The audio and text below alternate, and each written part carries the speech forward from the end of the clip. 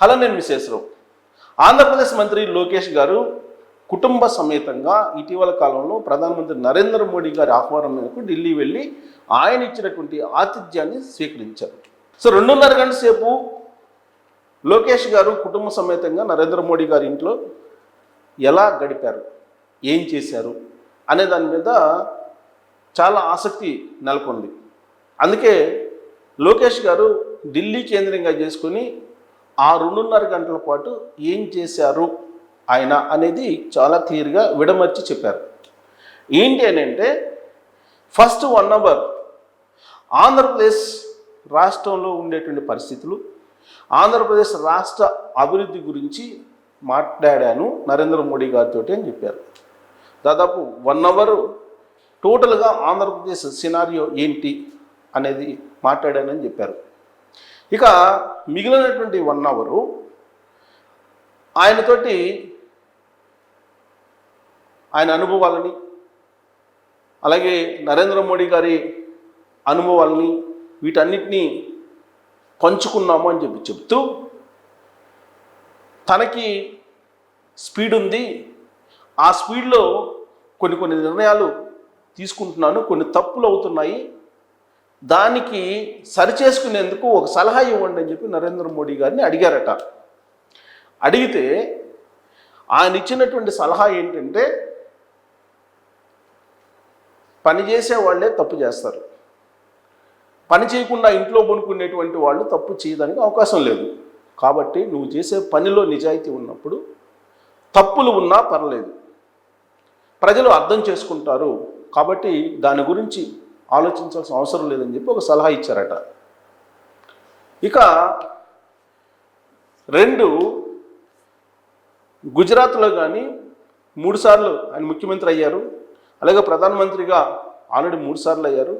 దాదాపు 30 ఏళ్ల పాటు ఆయన ఓటమి ఎరగకుండా రాజకీయాల్ని నడుపుతున్నారు, పదవుల్లో కీలకమైన పదవుల్లో ఉన్నారు. దీని రహస్యం ఏంటి అని అంటే, ఆయన దేశ ప్రయోజనాల కోసం కష్టపడమే, ఆ దిశగా ఆలోచించి ముందుకు వెళ్ళడం కారణంగానే విజయాన్ని సాధిస్తున్నాను అని సలహా ఇచ్చారట. సో ఈ సలహాలు తీసుకున్నటువంటి లోకేష్ గారు నరేంద్ర మోడీ గారు ఇచ్చినటువంటి సలహాల గురించి చాలా సీరియస్గా ఆయన ఆలోచించారు. ఆ విషయాన్ని లోకేష్ గారు చెప్పారు. అలాగే ఇంకొక విషయాన్ని కూడా చెప్పారట. భవిష్యత్తులో ఎదగడానికి అన్ని రకాల సదుపాయాలని మీ నాన్నగారు కల్పిస్తూ ఉన్నారు, వాటిని అందిపుచ్చుకొని ఒక లీడర్గా ఎమర్జ్ కావాలి, చంద్రబాబు నాయుడు గారు ఇచ్చినటువంటి అవకాశాలన్నింటినీ తీసుకొని యునీక్ లీడర్గా, ఒక డిపెండెంట్ లీడర్గా కాకుండా వ్యక్తిగతంగా ఇమేజ్ని పెంచుకోవాలి అనేటువంటి విషయాన్ని కూడా చెప్పారు అని చెప్పి చెప్తున్నారు. సో ఈ 3 విషయాల్ని చెప్పినప్పుడు ఆయన తిరిగి వచ్చిన తర్వాత ఆ రోజు రాత్రి మొత్తం నిద్ర పట్టలేదట.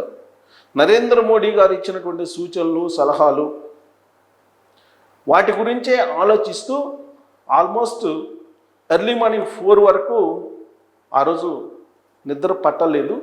వాటి గురించే ఆలోచిస్తూ ఆ 3 సలహాలు ఏవైతే ఉన్నాయో ఆ 3 సలహాలని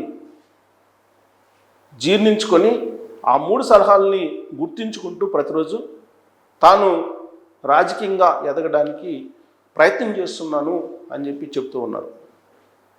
సో ప్రజలతోటి ఉండాలి, ఎప్పుడు ప్రజల కోసమే పనిచేయాలి, దేశం కోసం పనిచేయాలి అనేటువంటి ఒక థాట్ కల్పించారు ఆయన. అలాగే జీవితంలో ఎలా విజయం సాధించాలి అనే దాని మీద చెప్పారు. సో ఆ 3 సలహాల మీద చాలా దీర్ఘంగా ఆలోచించాను, అందుకే ఆ రోజు రాత్రి మొత్తం కూడా నిద్ర పట్టలేదు, ఎర్లీ మార్నింగ్ 4 వరకు కూడా అని చెప్పి ఆయన ఢిల్లీ మీడియాతోటి పంచుకున్నారు ఆయన అనుభవాలని నరేంద్ర మోడీ గారితో ఆ 2.5 గంటల పాటు ఉన్నప్పుడు. ఆయన ఇచ్చినటువంటి ఆతిథ్యం కూడా అద్భుతంగా ఉంది. ప్రేమ, అనురాగం, ఆప్యాయత అనేది చాలా క్లియర్గా ఆయనలో కనిపించింది. యాక్చువల్గా ఆయన ఎన్నికలకు ముందు రాజమండ్రిలో సభ పెట్టినప్పుడు ఎన్ని గెలుస్తారు ఎంపీలు అన్నప్పుడు 22 మంది ఎంపీలను గెలిచే అవకాశం ఉంది అని చెప్పి లోకేష్ గారు చెప్పారట నరేంద్ర మోడీ గారికి. అన్ని గెలవగలమా అని చెప్పేసి అన్నారట నరేంద్ర మోడీ గారు. ఆ తర్వాత ప్రమాణ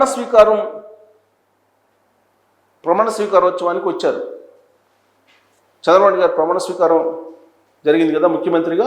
ఆ ప్రమాణ స్వీకారానికి వచ్చినప్పుడు లోకేష్ గారు ఆ రోజు చెప్పినటువంటి దాన్ని ఆయన గుర్తు చేశారట. ఆ రోజు ఎన్నికలకు ముందు 22 ఎంపీలు వస్తాయన్నాను కదా, 21 వచ్చాయని చెప్పి. అవును, చాలా కష్టపడ్డారు, చాలా బాగా అంచనా వేయగలిగారు, ఒకసారి ఢిల్లీ వచ్చి కలవండి అని చెప్పి చెప్పారట. కానీ నరేంద్ర మోడీ గారు బిజీగా ఉంటారు. ఆయన బిజీ షెడ్యూల్లో మనం వెళ్తే బాగుండదేమో అన్నట్టుగా ఆయన లైట్గా తీసుకున్నారు. అయితే మళ్ళీ ఆయన ఇటీవల అమరావతి పునర్నిర్మాణానికి వచ్చినప్పుడు ఆ సమావేశం సందర్భంగా ఒక కంప్లైంట్ చేశారు చంద్రబాబు నాయుడు గారికి. లోకేష్ ఎంత చెప్పినా రావట్లేదు అని చెప్పి, సో నిన్ను శిక్షిస్తాను అని చెప్పి భుజం మీద 2 అలా తట్టారట. చంద్రబాబు నాయుడు గారికి కూడా చెప్పారంట, ఢిల్లీ రమ్మంటున్నాను, ఢిల్లీ వచ్చి కలవమని చెప్పాను, కానీ ఢిల్లీ వచ్చి కలవట్లేదు అని చెప్పి. అప్పుడు సో నరేంద్ర మోడీ గారు ఢిల్లీ రమ్మంటున్నారు అని అంటే ఏదో మామూలుగా క్యాజువల్గా చెప్పారు అనుకున్నాను, కానీ ఆయన సీరియస్గా రమ్మంటున్నారు అని చెప్పేసి ఆయన అపాయింట్మెంట్ తీసుకొని పిఎం ఆఫీస్ నుంచి నరేంద్ర మోడీ గారిని కలవడానికి కుటుంబ సమేతంగా బ్రాహ్మణి, అలాగే దేవాంశ్, లోకేష్ ముగ్గురు కలిసి అక్కడికి వెళ్ళారు. వెళ్ళి నరేంద్ర మోడీ గారి యొక్క ఆతిథ్యాన్ని స్వీకరించారు. ఆ ఆతిథ్యాన్ని స్వీకరించడం కానీ, నరేంద్ర మోడీ గారు చూపినటువంటి ఆప్యాయత కానీ, నరేంద్ర మోడీ గారు ఇచ్చినటువంటి సలహాలు సూచనలు కానీ మరువలేనివి అని చెప్పి లోకేష్ గారు వివరించి ఢిల్లీ మీడియాలో చెప్పారు. ఢిల్లీకి 2 రోజులు టూర్కి వెళ్ళారు. ఆయన వెళ్ళినటువంటి సందర్భంగా గురువారం రోజు మీడియాతో మాట్లాడారు ఢిల్లీలో.